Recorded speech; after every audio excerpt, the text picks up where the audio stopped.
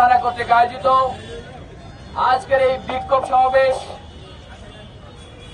ও মশাল মিছিলে উপস্থিত জাতীয় নাগরিক কমিটির নেতৃবৃন্দকে প্রথমে ধন্যবাদ জ্ঞাপন করতে চাই।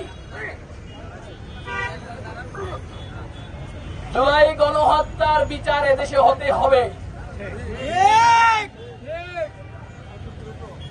2009 সালে বিডিআর বিদ্রোহের নাম করে যারা দেশপ্রেমিক সেনাবাহিনীকে হত্যা করেছিল তাদের বিচার হতে হবে। এদেশের দেশপ্রেমিক বিপ্লবী জনতা, সাধারণ মানুষ, ব্যবসায়ী, আইনজীবী থেকে শুরু করে যাদেরকে আয়নাঘর নামক টর্চার সেলে বন্দী করে শতাব্দীর শ্রেষ্ঠ মানবতা বিরোধী অপরাধ করেছিল যারা, তার বিচারের সমানিত হতে হবে।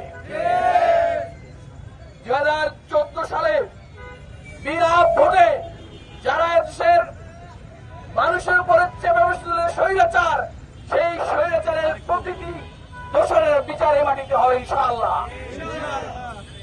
2013 সালে শাপলা চত্বরে যারা তৌহিদি জনতার বলে গণহত্যা চালিয়েছিল তাদের বিচারে সের মাটিতে হবে ইনশাআল্লাহ।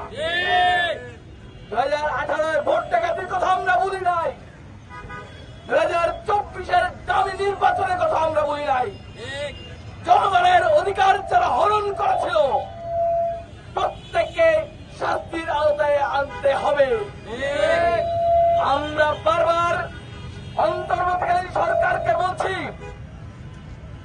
আপনারা আওয়ামী দোষরদেরকে গ্রেপ্তার করেন, তাদেরকে বিচারের আওতায় নিয়ে আসেন, সন্ত্রাস দমন করেন, চাঁদাবাজি বন্ধ করেন, লুটপাট বন্ধ করেন, কিন্তু আমরা আপনাদের কাছ থেকে দৃশ্যমান কোন পদক্ষেপ দেখতে পাচ্ছি না।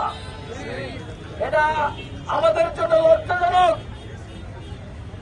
আমরা অন্তর্বর্তীকালীন সরকারের পর সাথে আছি, আমরা চাই আপনারা কঠোর হন। আপনারা যদি দায়িত্ব পালন করতে না পারেন, স্বরাষ্ট্র উপদেষ্টা মহোদয় দায়িত্ব পালন করতে না পারেন, দায়িত্ব ছেড়ে দেন। বিপ্লবী ছাত্র জনতা তাদের দায়িত্বশীলকে খুঁজে নেবে, কাকে দিয়ে রাষ্ট্র পরিচালনা করবে তাকে খুঁজে নেবে। আমরা বারবার বলছি, আপনাদেরকে নিশ্চয় মনে আছে 2021 সালে গুজরাটের গোসাই নরেন্দ্র মোদী বাংলাদেশ সফরকে কেন্দ্র করে এদেশের ছাত্র জনতা আলেম ওলামাদের বলে গণহত্যা চালানো হয়েছিল, তার বিচার হতে হবে না? এই মিরপুরে জুলাই গণহত্যা